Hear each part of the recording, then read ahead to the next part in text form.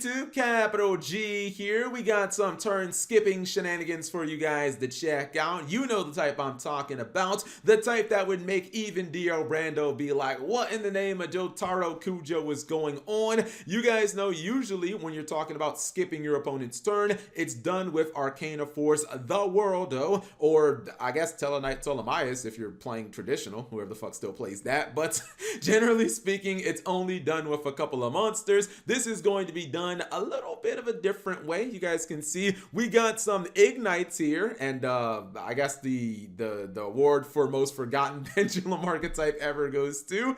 But yeah, Igknights are cool because they can have one card in the form of Rescue Rabbit. They have like one card Isode, and then Isode can drop the Isode can drop a bunch of like equips to get into the graveyard. Then you can get some searches, you get monsters on field. We all know Isode is just a powerful combo enabler. Anyways, Rescue Bunny is going to turn into that Isode. One card Isode sounds pretty good to me. Then you just get to summon another monster, generally from your deck for free. That card is actually going to benefit well after the pendulum summon, so that's pretty nice. He is going to go ahead and summon this the Flame Knight Renault. We don't have this card in the TCG. I'm pretty sure it's going to come out in the Warrior structure deck, which have we even gotten like a release date on that? I feel like Konami hasn't even talked about that yet. I mean, we just got the Shadow structure deck, but I feel like Konami's not even talking about that structure. It's not really all that good, but it's okay.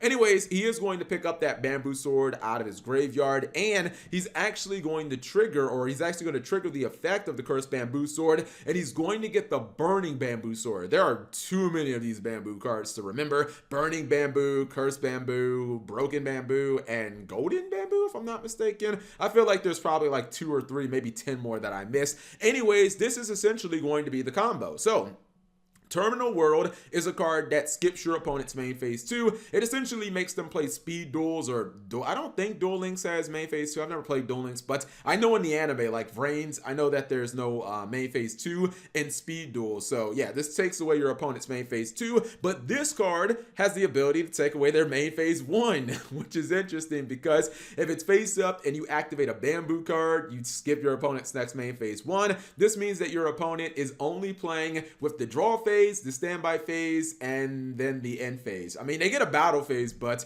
you don't have any monsters on field, so like, what's the point? You basically have to have evenly matched to get value out of your battle phase. You guys will see what I'm talking about. So this card's going to trigger.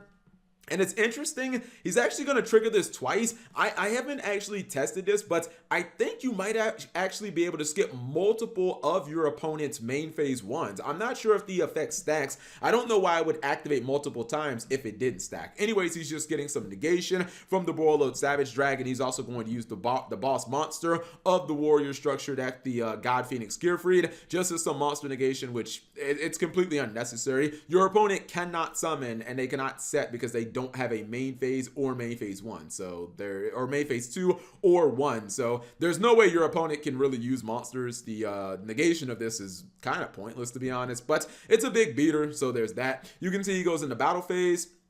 His opponent's going to use Needle Fiber's effect. He's going to summon Desert Locust just to get a card out of his hand. And then he just goes into the end phase because he doesn't have a main phase or a main phase 2. And generally speaking, you'll have enough damage already on board to just kill your opponent. This is this 3850? Yeah, okay. I think he has enough. This is 6850. So what are we looking at? Like 8350 if I'm not mistaken. That's without summoning anything else. Yeah, you got 8350 on board unless I did the math wrong. But he actually is going to go for F.A. Don Dragster, I guess giving him a little more damage. I didn't calculate that in, but he already had game on board, and his opponent clearly not having a good time because what are you going to do? I guess technically, let me think, because no, your main phase is skipped. Like, there's no way to get that main phase back. You could, however, if you had like Cosmic Cyclone, you could, however, take out the Terminal World. You could go battle phase and you could play in your main phase 2. You just wouldn't really you wouldn't get any value out of your first battle phase. But that assumes that you could get past, in this specific instance, the Boiled Savage Dragon's negation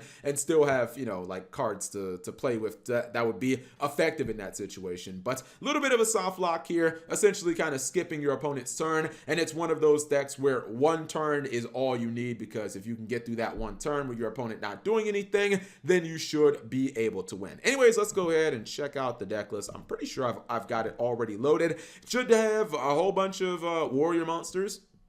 We see right here, all the Igknights are warriors, and then we're also playing that Ronald guy. He's a warrior. You play Rescue Rabbit because it gets your Igknight cards. Play a couple of other warrior starters. Photon Thrasher is just, I guess in case you don't open with your Rescue Rabbits, it can just be a warrior that puts itself on the field without your normal summon. I guess you could even run, the Super Quantum Red Layer, because it's like the same exact thing. Essentially just a warrior Turbo Isode card. He is running a couple copies of Ash Blossom. Man, a lot of fire monsters in here. And then he has a bunch of cheese cards that help him get these like Igknights on board and help him just get closer to the win condition. Standard Call by the Grave, etc., etc. More draw cards. You guys know the essential layout of most of these decks. Don't go second, otherwise you're like going to lose because you don't really have a way of defending yourself, and it's a cheese deck, so if you don't win turn one, you're not going to win. Anyways, if you guys enjoyed this, leave a thumbs up on the video. Of course, the deck list will be in the description below. Thank you guys for watching. As always, subscribe if you have not already, and turn on that notification bell for daily videos.